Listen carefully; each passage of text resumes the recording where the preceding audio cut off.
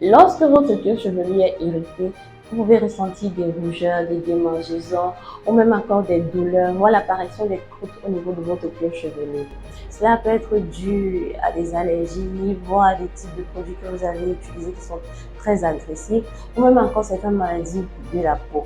Donc il y a plusieurs raisons qui peuvent provoquer des irritations et pour résoudre ce problème, c'est pas compliqué du tout. Donc si par exemple vous avez fait un shampoing, on va supposer un shampoing clarifiant avec du bicarbonate de soude qui est très agressif et qui est un très bon clarifiant, qui va donc aider à nettoyer vos cheveux en profondeur, donc les dégager de tous les produits que vous avez eu à utiliser sur une certaine durée et rendre votre cuir chevelu, si je vais dire de certaine façon, très net.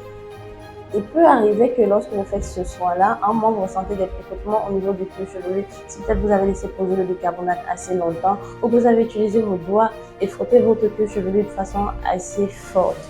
Donc quand vous rincez, généralement, les cheveux vont être très propres, le cuir chevelu va être clean, vraiment très net, mais il peut être aussi sec.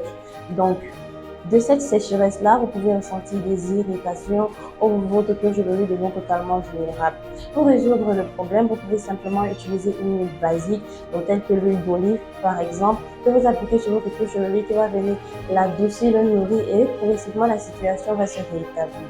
Donc si en plus de cela, vous ressentez des allergies ou vous avez peut-être des croûtes au niveau du cuir chevelu, vous pouvez utiliser cette huile ancestrale qui est l'huile de Mayanga. Donc les enfants et les bébés peuvent bien témoigner de ces bienfaits sur leur corps ou sur leurs cheveux encore.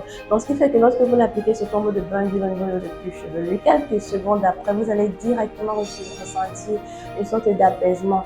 Les inflammations progressivement vont s'atténuer et puis au fur et à mesure que vous allez l'appliquer, les problèmes vont totalement disparaître. Vous avez également des huiles essentielles que vous pouvez utiliser lorsque vous avez ce type de problème-là et que cela soit causé par des maladies de la peau telles que les psoriasis. Donc, il y a des huiles essentielles bien spécifiques qui aident à traiter ce type d'infection.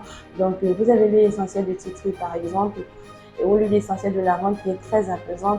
Et ce sont des huiles qu'en fait vous ne pouvez pas utiliser aussi, puis il faut les diluer dans d'autres huiles. Donc vous pouvez les diluer dans ces huiles-ci par exemple, tout comme vous pouvez les diluer dans n'importe quelle huile en fait fluide qui va pénétrer très rapidement au niveau du cuir chevelu et pouvoir résoudre le problème.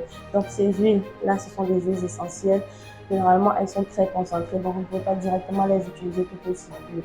Et vous avez aussi comme solution que je vous propose, parce qu'il y en a plusieurs, vous comprenez, et les problèmes varient d'une personne à une autre.